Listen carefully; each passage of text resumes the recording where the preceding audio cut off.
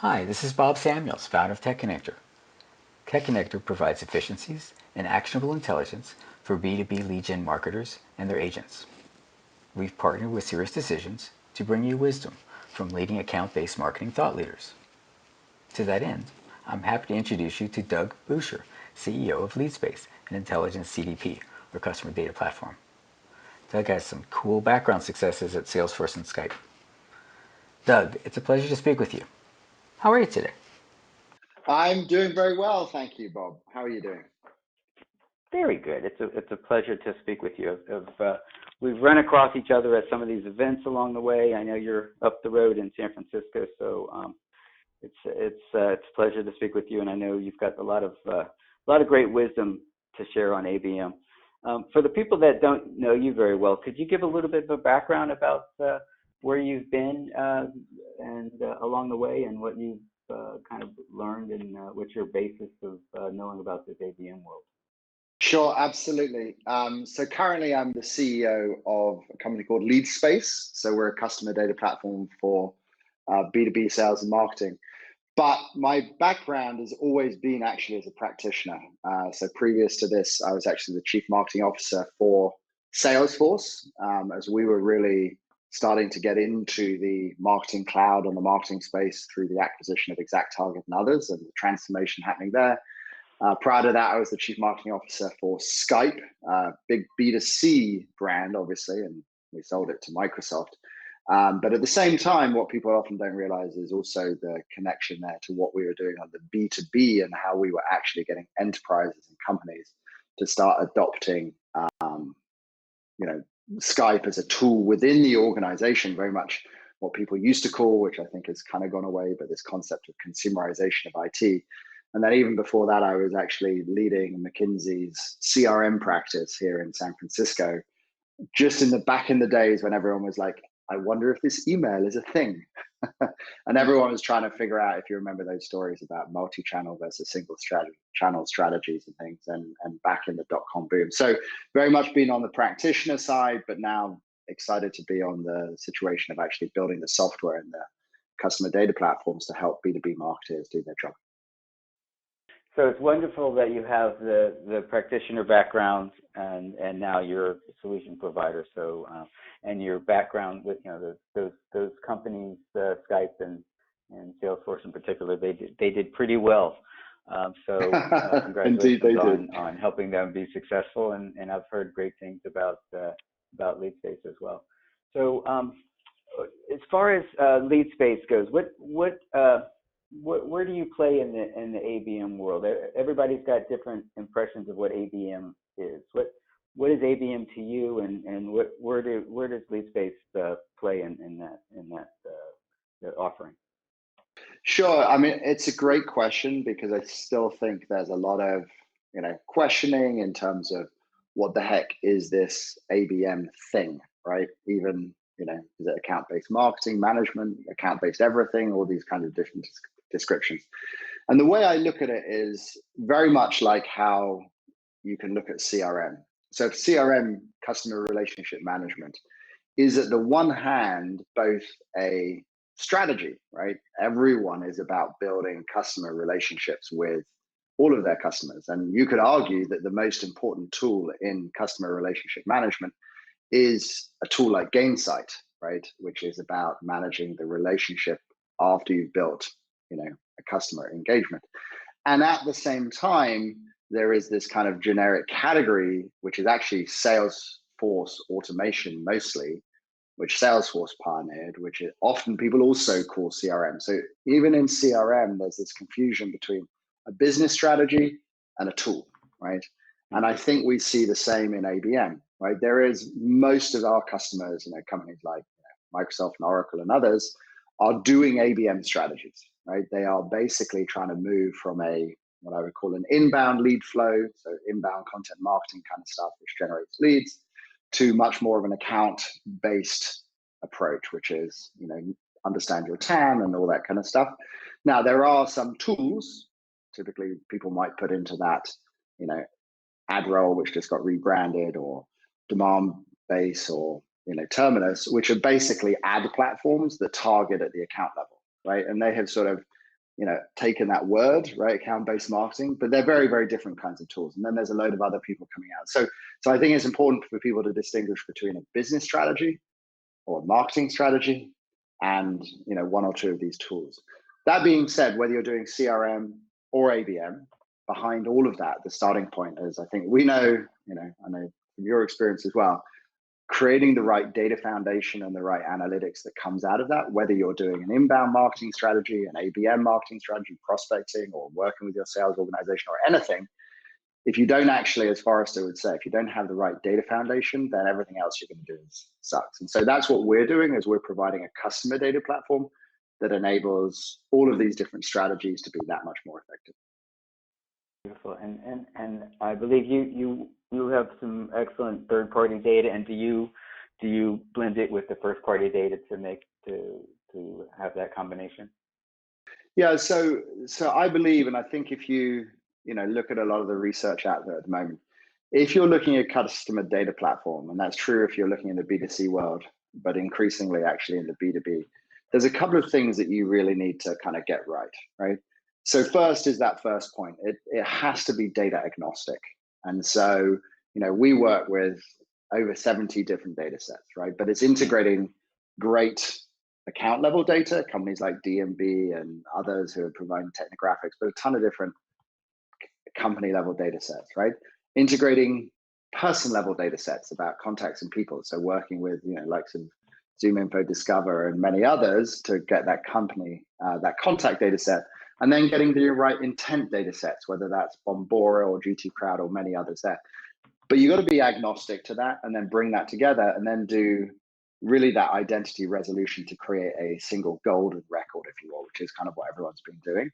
And then be able to activate that into all those endpoints. You need to activate that data into, let's say, an ABM engagement platform, to be able to activate that in Salesforce, into your marketing automation platform, into your ads, whatever else.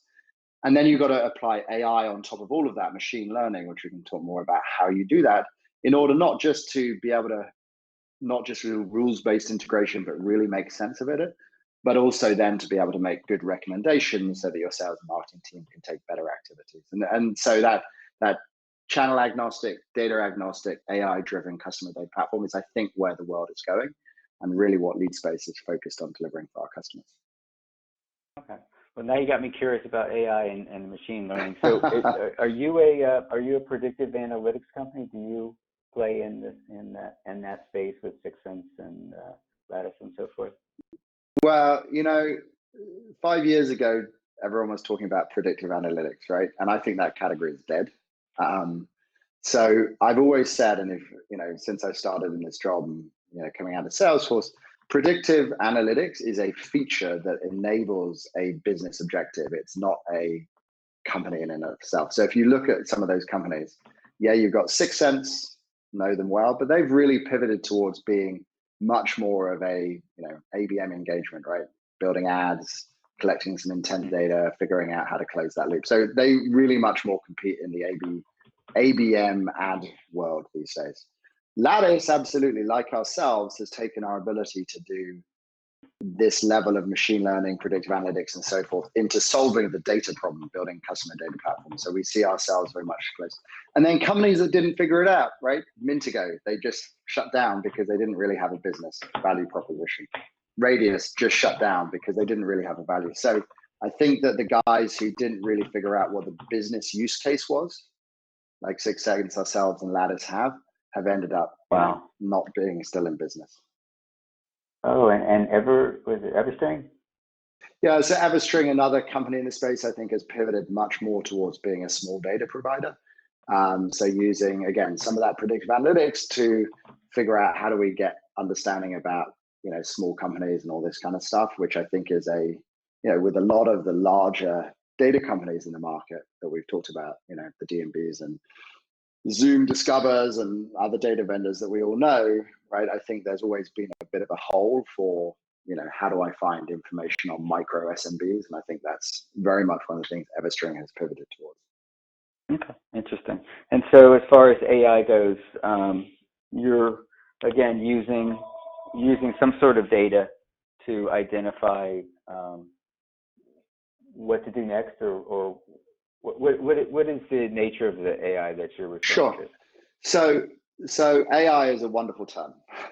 So, and I'm a great interest and believer in this in terms of, in some ways, what we're doing is using machine learning and things to automate the process that, you know, a good salesperson would do anyway. At some level, all we are automating is what, if you hired a data analyst in India or a good salesperson, they'd be doing anyway.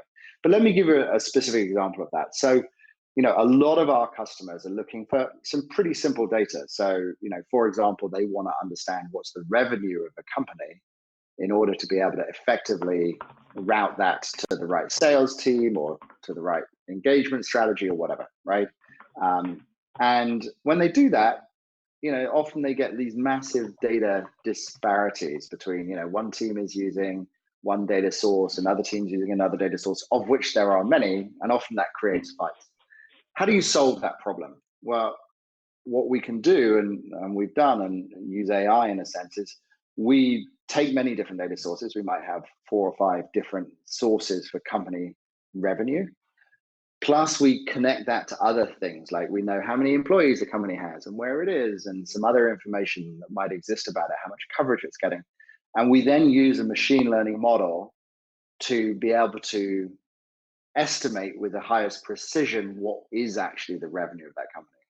And then we provide that back as well as some of the underlying data. So what that means now is, you know, that's what a person is trying to do, triangulate all these different data sources, figure out what does it mean and get a best estimate so they can run their business. And we're using much more sophisticated AI and machine learning to do that. So that's a very simple example of how you need to go beyond just rules-based integration in order to make sense of it. But then you can go all the way up to the highest level, right? So we also go at the next, you know, up to the level of saying, let's use all of that data to recommend a specific product that you should be selling to a specific company if they come to your website or if a salesperson's engaging. So this is big spectrum, but coming from the CRM world, I think it's important to do, you know, really see results with simple use cases and then leather up as you get more sophisticated. Very good, interesting. And you just made me think. So you, with all your different data sources, obviously there's going to be differences. So it certainly makes things more complicated to figure out which one's the right answer. But I suspect you've got that pinned down, and imagine it has to do a lot with triangulating and figuring out where the most of the good sources are saying that the answer is, and going with that. Yeah, look, life definitely gets tricky. Agreed. Agreed. Life would be easy, right? If, you know, all these data, there was one right data source. But I think, you know, even if I look at what data.com is doing, right? Why did Salesforce move away and deprecate data.com? Because at the end of the day, just supplying D&B and Jigsaw data and saying that's right in a world, the more and more and more data is available to people, I don't think it's a long-term strategy. So this, you know, we're very much in the world. You wouldn't work with a company like us unless you believe that more data is better, right? And therefore, the question doesn't become what's the one right data set. If you believe that, go and buy, you know, D&B or Zoom and be done with it. But if you think there's more information to be had, then you've got to figure out how do I create signal from all this noise that exists, and that's a fun problem. Right. So you're in essence aggregating a lot of the different data sources and coming up with the right answer, which is a lot of work. Absolutely, and all of our customers, right? And we actually ran a study on this, which I'm happy to share. You know, if you look at a marketeer today, a demand gen marketeer, half the problem is, and I lived this well, they spend the second biggest time sink that they have is managing data, right?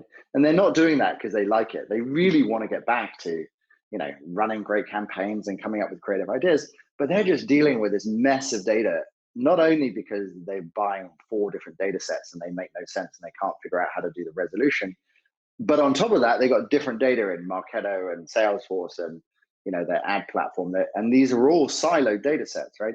So in a sense, what our vision is, and I think where a lot of we get requests from our customers is, take that off my plate, right? This is, you know, people have built data warehouses. That doesn't solve the problem either because they just delegated that problem to IT, which is often not useful. They're like, if I could buy a solution that solves that problem so I can stop spending 60% of my time or whatever on managing data, and I can spend 10% on managing the data through a single feed, And now I can go and worry about how do I write a fantastically compelling value proposition in my, email or my ad or whatever. That I think is much more interesting for people. That's where we're trying to go. Makes a lot of sense. So let's talk about ABM implementation. So I suspect you've been a part of ABM solutions when you were an implementer. Yeah. Do you have any examples to share of some of the successes or some of the learning opportunities you came across, and maybe some other successes that you've seen from some of your clients that you've been able to help them with? Yeah, absolutely. I mean, so I think that people see value from ABM on lots of different levels, right? And the simplest place that people see value is in terms of more efficiency in the way that they operate. So, we have a couple of case studies, one from a Dynamic Signal, which is one of our customers, another one from Ring Central, where what they were trying to do is basically just reduce the amount of time and the incorrect allocation of leads within an organization in order to be able to better route and manage and get the right data, if you will. That's the sort of basic data management. And typically we're seeing clients save up to 65 hours a quarter per sales rep in terms of being able to do that, which when you think it's about 10%, let's say having another 10% of SDRs for companies which have hundreds of them is a massive win, right? And so that's one thing. At the other end, we have clients like SAP, right, who are actually building TAMs, right? So they go out and they say, I've got a new product. They might be trying to sell Concur, right? They own a fantastic, HR software platform. And they already know the whole world, right? I mean, SAP, if you're not in SAP's database somewhere, I'd be surprised, right? And so, and then the question is, how do I find the right products to sell? So what they do there is they are taking all the intent data, which is it's actually an increasingly powerful source, whether it's placebo effect, we could talk about that. But they're taking that information plus the information they have in their first party data sets and building models to say, okay, these are the right accounts, my total audience, and these are the right accounts to go after with this particular product. So they're building product centric account scoring models to find highly targeted accounts. Then they expand that with the right personas that they know, right? So the right people within those accounts in order to be able to activate and go after that, because they need, the decision maker, let's say HR, yes, you need the HR leader, but you need the IT person for HR, and you need these things. Often titles don't tell you that. You've got to build these persona segments. And then on a weekly basis, they're pushing that out into their sales and marketing systems. They're a Salesforce shop, right? Primarily. They may move on to SAP Marketing Cloud very soon, which is the direction. But, they will really do that in sales at the moment in order to drive highly targeted activities and actually enable their sales teams. And they're seeing some great results. They're publishing some results on this at the moment, but they're seeing some really, really strong uplifts in terms of conversion on those leads. So I think different ways that people can actually implement ABM, and they're all pretty successful in terms of actually seeing results now. Beautiful. And yeah, let's include some links to some of these case studies when we publish this. Absolutely, will do. Yeah. Wonderful. So one of the things that I hear is a challenge as far as implementation. People don't necessarily put in enough time up front on the planning stages of implementing ABM. They think they can go out and buy some quote unquote ABM software and there's their answer. And then also about coordination between sales and marketing. What are some of your experiences around those, and again, some of the successes and some of the pitfalls to watch out for? Yeah, absolutely. Well, look, I've been a marketeer, right? And sometimes you have a habit of shiny object syndrome, right? Especially in a role and a function that tends to be the highest turnover function. So, often it's like, oh my God, I've got to find some dramatic solution that's going to solve all my problems, right? And people have deployed this all through time, and it doesn't, as you say, tend to work, right? You actually have to do the hard work and have a strategy and put it in place and all this kind of stuff. So, within that context, what we see is if people just do deploy an ABM platform like a demand base, what you then rapidly create, yes, is targeted account level retargeting a useful activity? Yes. And should you use a tool like demand base or us or somebody else to do it? Absolutely. but it doesn't substitute from a true ABM strategy that actually starts from, as we all said, the data first, because all ABM does is otherwise creates just another silo of data that you've got to compare that with what you're doing in Salesforce, with what you're doing in Marketo. And these silos are what causes half the problems. So I think everyone needs to start from a much more holistic strategy of, if I'm going after an account, what is the right way for us to engage it across all my channels, right? And then how do I build into that process the right data and then the right activation in order to be able to do it in a coordinated way? So this level of data, then orchestration, then execution, I think is a very important way to think through that.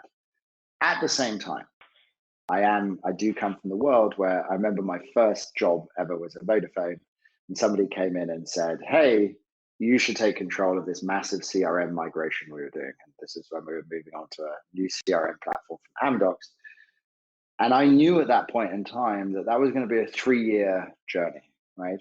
And so, and that is not a good place to be, because you're not going to see results for 3 years. So as always in CRM or any marketing, how do you find that right balance between having a strategy, but at the same time executing and seeing real results every 3 to 6 months? And I think that's a really important balance for all marketeers, and whatever technology they're deploying, is to be able to go through a test and learn and iterate process, and at the same time do that with their North Star of where they want to go. And I see that with large companies getting there. I think one of the great things that we can do and you can do and the analysts are trying to do is make that a more standard roadmap, because at the moment there isn't actually a particularly good playbook for doing any of this stuff. And I think that's the maturity of the industry that we are starting to see actually over the last few years. Makes sense. Makes sense. Thank you. So you mentioned earlier about making sure you can reach the different personas. Is that and then it seems to me there's no system out there that can help you with your messaging. There may be some systems to help figuring out who the personas are, who the key stakeholders are, but knowing what to talk to them about. Do you use your AI to help figure out either the right folks or the right messages? What are their how do you know what their key pain points are, I guess? Yeah. So one of the wonderful fallacies about ABM is that it's all about the account, which of course is not true. It's still people buy things, not companies, right? And so one of the fallacies that we see is knowing that GE, as an example, is a good account for you to go and sell to, is a actually pointless thing to know, right?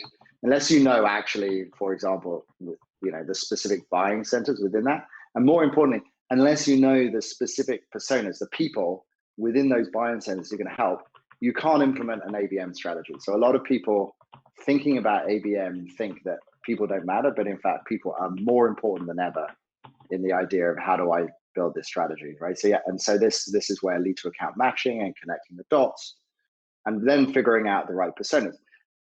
But what we also see then is, as you think about personas, what does everyone do today? They don't actually, they take a whole load of, keywords or something for titles to try and figure out who are the right personas. But again, if you take the B2C analogy, you can get much more sophisticated in the way that you can build out the personas. So Leadspace, on the persona level, we have about 200 personas that are just out of the box. So if you want to find a demand gen professional, if you're selling like we do to demand gen professionals, just looking for somebody who has the VP of demand gen is useful, but maybe it's the VP of marketing, but then you need to look at their skills and expertise to figure out, well, they have skills around Marketo, right? Well, that will indicate to me that they're in the persona of demand gen beyond just what their title says. So again, this is another machine learning, AI-driven algorithm to put everyone, just like it's been seen in B2C, in a B2B context for specific personas. To give you one specific set of numbers from this, we work with Microsoft to allocate their various people that are coming in as inbound leads for them into specific personas so that they can drop them into targeted nurture programs, targeted email and other nurture programs. They've seen a 90% increase in engagement by making sure that the messaging, whatever that messaging is, fits the persona. Because if I'm talking to a developer versus a IT decision maker, even though they may look kind of similar in titles and things, boy, the messaging and the content that they want is very different. So while we're not a content platform, we work with great content platforms, whether it's Adobe or Path Factory or others, in order to figure out the content and to be able to create it. Your understanding of that persona is what's going to drive also much higher conversion rates. And so, this is the magic that's been in B2C and has been enabled by these data platforms. We're seeing, I think, and it's super exciting, not just for us as marketeers because we get better results, but boy, as a customer, I get inundated, as I'm sure you do, Bob, with messaging. If we actually had something that was more relevant and wasn't just based on really very simplistic rules to what they send you, that would be helpful for me, because I actually want to know what are the right tools, even as a CEO, that I should be using in my company. So I want targeted messaging, not just being spammed the whole time. Right.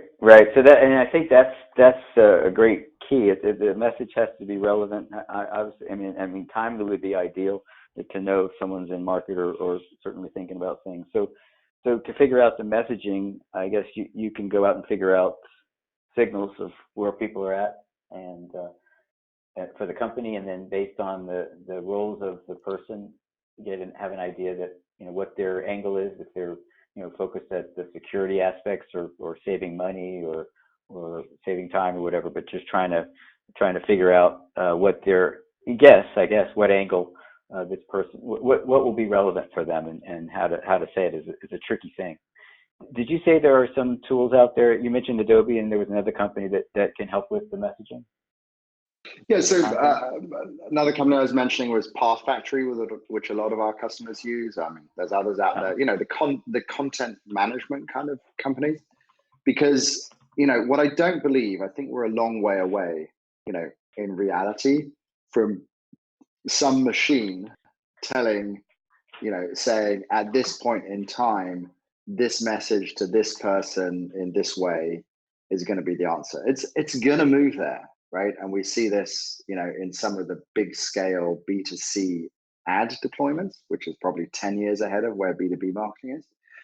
But we're a long way away from that. So, I still believe that as a marketeer, you have to understand your value proposition and come up with really consistent messaging to different personas.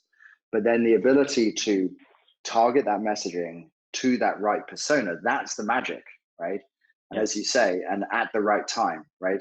And so, yes, you go and you build your 3 or 4 or 5 different personas with their specific messaging. You put that into a tool like, Test and Target or content, some other content management system, and that's what Path Factory can do as well. And then you use the data that comes out of your customer data platform that's connecting data from your first party, like your Salesforce and your Marketo and everyone, and all that third party data to say, okay, this is the right company and they're in this industry and whatever. They're exhibiting this kind of intent, right? So they happen to be looking for this kind of information or whatever. And this is the specific persona of the person you're talking to. And you put that together in an algorithmic way with a machine learning model to say this right bit of content fits with that person, right? So we're still not down at the design an email on the fly kind of concept. Maybe we'll get there someday, but you're starting to get the right connection between personalized content and the ability to understand your audience. And that's, I think, what everyone's trying to put together. And I think the more progressive marketeers are really starting to nail that. They say, some of the customers we see, HP is doing an amazing job with this at the moment, right? And so, I think that's what everyone's trying to get to. But it's a hard journey, and I wouldn't try and sort of say tomorrow we're going to get there, because you've got to start solve the simple problems first, as I said. Yeah, but that, I would think that's the Holy Grail, as far as just knowing what to say, how to say it, when to say it, what channels to say it, is it a phone call, is it an email, is it a web messaging, social, so just figuring out, not only the when and the how and the who, but the where, I guess. Right, absolutely. And so everyone is trying to figure out the who, when, how, right? Who am I trying to target at the company and the persona level? What is the right time? Are they in market? And are we seeing that kind of information from all the various different behavioral and intent triggers that we have? and then what's the right message to that person that's going to most engage with them, and that is both a choice of the message and the channel, right? And you're not going to get all three off the bat. So how do you start? And I think people start with the who, right? And they start with building these predictive models and TAM analysis and all that kind of stuff at the account. And then they do the next thing, same thing at the persona level. So they start with that who. The next thing they tend to get onto, sometimes it's in the other order, is the when. So they're bringing all this intent data and intent scores and so forth to say who's relevant and how. And I think then the final bit is the, in what way, the right channel and the right messaging. So I think people move through it in that direction. And so fit, intent, and orchestration is another way of looking at those three things. But behind all of that, as we started this whole conversation, if you put crap data in, all of those recommendations are going to be terrible, right? And so, you got to recognize that the system, in terms of the engagement system, is only as good as the data and intelligence you put into it, right? And I think that's, where a lot of people we see starting to solve the problem first. Yeah. Okay. And then I've got a couple other questions. So, do you come up against GDPR much? Does that make things challenging for you at all? So it's interesting. GDPR is both a challenge and an opportunity. In our space, the biggest problem for GDPR right now is actually on the intent data sources. So there's a lot of work being written around how much of the intent data that people are buying is non-GDPR compliant. So a lot of these intent vendors are trying to sell, bid stream data or so forth, and I think that's not GDPR compliant. So I'd encourage everyone who's listening to make sure that you're not buying intent that's not GDPR compliant. The syndication ones, the TechTargets and the Bomboras, I think do a really good job because they get opt-in, but some of these other vendors out there aren't getting opt-in and then they're reselling it as intent. So intent is, I think, the biggest issue for GDPR right now. And then, because we are a customer data platform, we work with all of our partners, and really those partners who are collecting the data are really the ones that, have to make sure that they're GDPR compliant. So we work with all of them, and I think the system is working. The flip side is, so that's the risk, and everyone's working through it.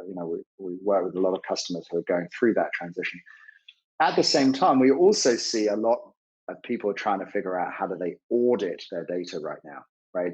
So for example, they also want to know, okay, so, let me have a track on who this person is and can we engage with them and the information that we have and all this kind of stuff. So there's also a really interesting emerging market opportunity that everyone's looking at, customer data platforms and otherwise, to be able to help them manage the auditing aspect of their GDPR compliance. Because,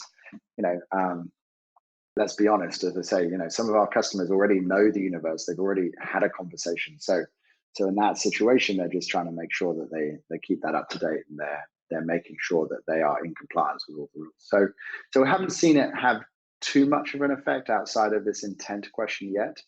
And I think anyway, the GDPR regulations today are mostly focused on the ad business, and I think the place it's going to start is all that fact of where people are tracking people's behavior without letting them know that fact, and then using that for targeting, which is massive industry on the B2C side. It's part of what intent is doing, and I think that's risky for people. Yeah, that's good advice. What's your? You've seen a lot in these last several years on, and again, the topic's ABM. Where do you think things are heading? What will we be talking about when we talk about ABM in a year from now or 5 years from now? Well, so first of all, if we go back 10 years, we were all talking about prospecting, right? And HubSpot came out and invented effectively content marketing. And 7 years ago, we all thought content marketing was the solution, right? And then all the marketing automation platforms came along to deal with all these leads that were coming in through content, and they built a business around that. And then everyone started talking about ABM, right? Which is, you could argue, just came from the fact that all these marketing automation platforms had no account object in them, right? And so everyone's talking about account-based marketing now, right? And I bet you in 5 years, we'll all be talking about something else. Okay, so I don't think ABM is like oh my God, it's the world's different, there's going to be the next marketing strategy that comes along for sure, right?